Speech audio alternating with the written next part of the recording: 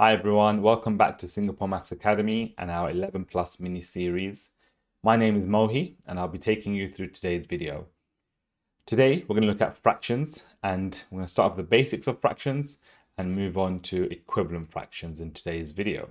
So let's jump onto my iPad and get going on our fractions journey. So we have fractions that are commonly known as parts of a whole by many of us. However, what's really important for us is to understand fractions and make sure we don't make that mistake. Fractions are parts of a whole, but more importantly, they are equal parts of a whole. And more specifically, I should say, they are equal parts of a whole. So if we forget this keyword equal, then it makes a big difference because we need our children to understand they are equal parts of a whole, not just any parts. So when we have something like a half, what we're really saying is that we have something called a numerator and a denominator.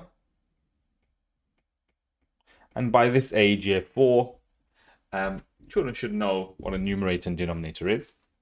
But here we have a half. What does the numerator and denominator actually mean? Well, the numerator tells us a certain part. So we've got one part. And the denominator has two key roles. One, it tells us about what the name of the fraction is. So here we've got 2 as a denominator, and we know that they're called halves. If it was a 3, it'd be thirds. If it was 4, it'd be quarters or fourths. 5 is fifths, and so forth. And so the denominator tells us the name of the fraction, but it also tells us how many pieces of that fraction we need to make the whole. So for example, here we've got 2. So we need 2 halves to make the whole. How many we need to make the whole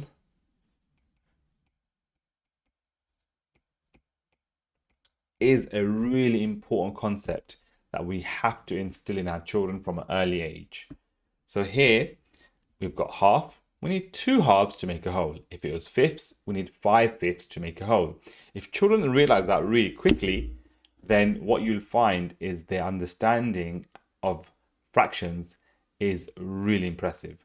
Whereas those children who are not sure about that and take a long time, if you ask them, how many fifths do you need to make a whole? And they take a long time to answer that question, then they're not really sure. I can tell as a teacher, they're not very sure that they're not very sure about the concept, of fractions.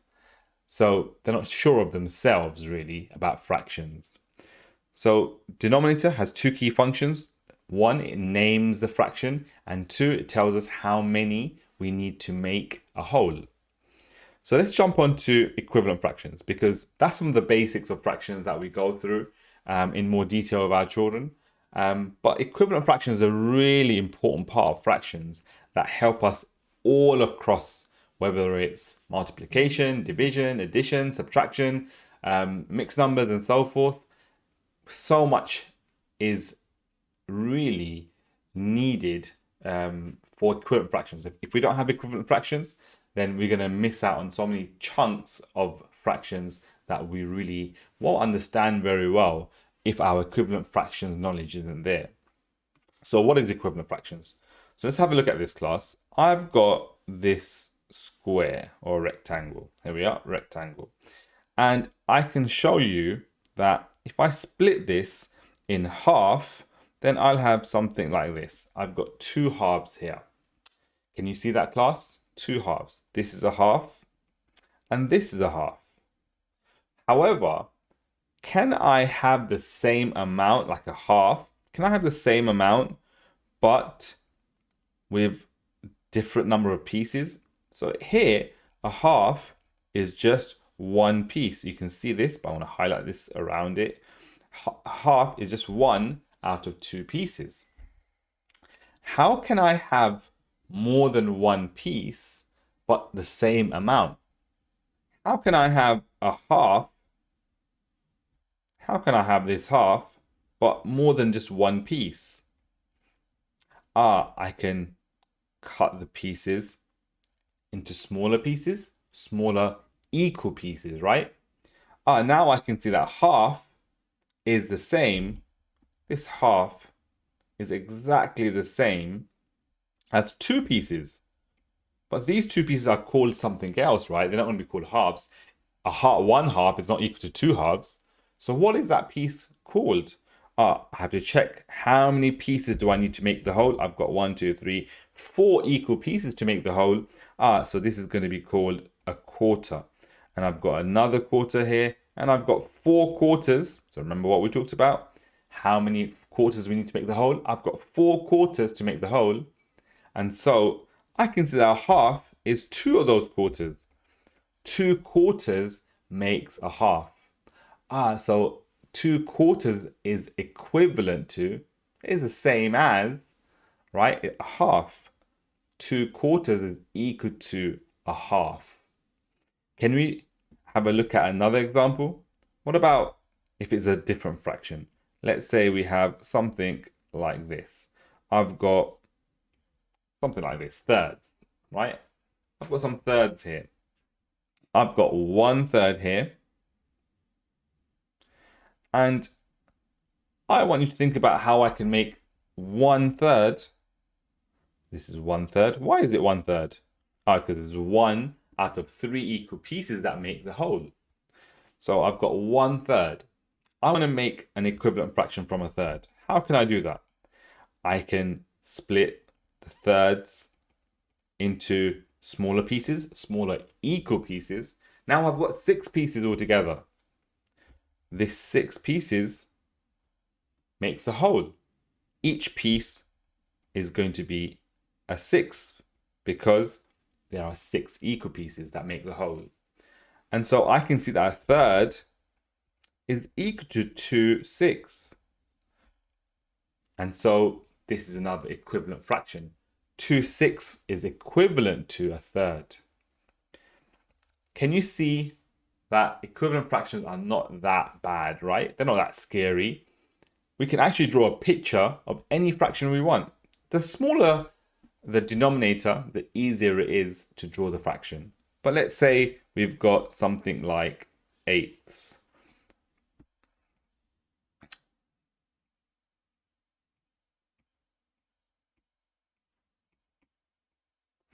I've got my 8ths here. Can we see that, class? I've got my 8ths there. And let's say we want to highlight 3/8. Here are my 3/8. Can you see that, class? I've got 8 equal pieces and I've highlighted 3 of them. This is 3/8 of the whole. Can I work out an equivalent fraction for 3/8? Of course I can. I can easily split these 8ths into smaller equal pieces, and I can see that here now I've got 3/8 is equal to 1, 2, 3, 4, 5 is equal to 6 pieces. 3/8 is equal to 6 something. What are these pieces called? Well, I had 8 pieces, but because I split each of those 8s into smaller pieces, now I've got not 8 pieces, I've got double that, right? I've got 16 pieces. So my 3/8 became 6/16. And so 6/16 is equivalent to 3/8. So this is the basic understanding of equivalent fractions. We can make equivalent fractions. We don't have to just split it into 2 parts for each fraction. I can actually do that for any fraction, but we can also split the fraction into even smaller parts. So for example, I've got my halves here. I'm going to shade in my half. Here's my half. We can all see that. Previously, I said that a half was equal to, what did I say? Half is equal to 2 quarters. But now I might want to split my half into 3 equal pieces. Now I can see that my half is equal to 3 pieces. What are these 3 pieces called? I need how many of those pieces to make the whole? I need 1, 2, 3, 4, 5. I need 6 equal pieces to make a whole. So these are going to be a 6 each. And so I can see that I need 3 6 to make a half. And so a half is equal to 3 6, which is another equivalent fraction. So a half is equal to 2 quarters, is equal to 3 6, is equal to 4. What do you think that's going to be? If I split my half into 4 pieces, 4 equal pieces, I've got my halves here. If I split them into 4 equal pieces, what would I get? Well, let's have a look. I've got 4 pieces here, and I've got 4 pieces there. This is my half, and I can see that this is my half. My half is equal to 4. We can see 4/8. So therefore, my half is equal to 4/8. And so we can make a lot of equivalent fractions, right? It's infinite. It can go on forever. And equivalent fractions is really important because we're going to need to have good understanding of equivalent fractions when it comes to addition and subtraction, and also when it comes to ordering and comparing fractions too. So far, we've looked at equivalent fractions. Now, we're going to stick to equivalent fractions, but we're going to see if there is a more efficient way of looking at it rather than drawing bars for every single fraction. So here, we've got a half. Now, remember what we talked about half. A half means one piece that's highlighted out of 2 pieces. But we also have to remember that they're equal pieces. So 1 equal part out of 2 equal parts is a half. And those 2 equal parts make the whole. So we've got one part that's green. That half is green out of the whole bar. When we make equivalent fractions, we can split this into, let's say, the half into 2 parts, right? But if we split one of those halves into 2 parts, we have to do that for both parts. So now I can start naming these parts because they're equal. At first, if I've got 2 parts in the green section and 1 part in the non-highlighted green section, then they're different shapes, they're different sizes. We can't call them thirds because they're not 3 equal parts. They're 3 parts, but they're not 3 equal parts. So we have to make all of the pieces equal so we can name them. So in this case, we've got 4 equal parts and they're called quarters. I can see that a half is equal to 2 quarters.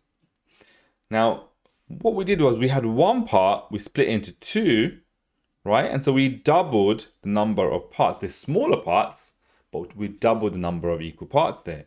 And we had 2 parts that made the whole here. That's the whole. That's 2 halves.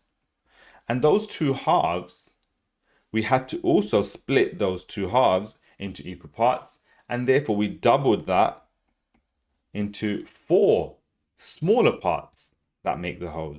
So hence, when we want to find an equivalent fraction, we can actually multiply the numerator or denominator by a fixed amount. So here we've multiplied the numerator and denominator by 2. We can do that again. A half can equal to something 6. I know 2 times 3 is 6, and so I have to multiply my numerator by 3. So 1 times 3 is 3, so a half is equal to 3/6. Let's see if that works. I've got my half here. Let's see, that's my half. And I want to make my half, which is just 1 part, into 3 parts, right? So let's have a look. How am I going to do that? Oh, I can see that. I've got 3 parts here. Now, it's not going to be 4 parts here altogether. It's not going to be 3 quarters that I'm going to represent a half by. This is my half. This is not 3 quarters. Is it 3 quarters, actually? Why is it not 3 quarters, class? Talk to your parents. Tell them why that's not 3 quarters. Is it because there are 3 parts that are equal, but this 1 part isn't equal? That's why it's not 3 quarters. We can only say that's 3 quarters of the whole if they're all equal parts. We can see that this is not equal. This section here is not equal. And so I'm going to make that all into equal parts. I've got 6 equal parts now that make the whole. And I can see my half is 3 out of 6. equal parts. And so I was right, a half is equal to 3/6. We can multiply the numerator by 3 to make 3 smaller pieces. And that means all the 2 pieces that we have for the whole, the halves, we have to also cut into 3, we have to cut into 6 equal pieces altogether. And therefore, we have 3/6. A half is equal to 3/6. See if you can have a go at other equivalent fractions that your parents will give you, and if you can multiply the numerator and denominator by the same amount so that we have an equivalent fractions.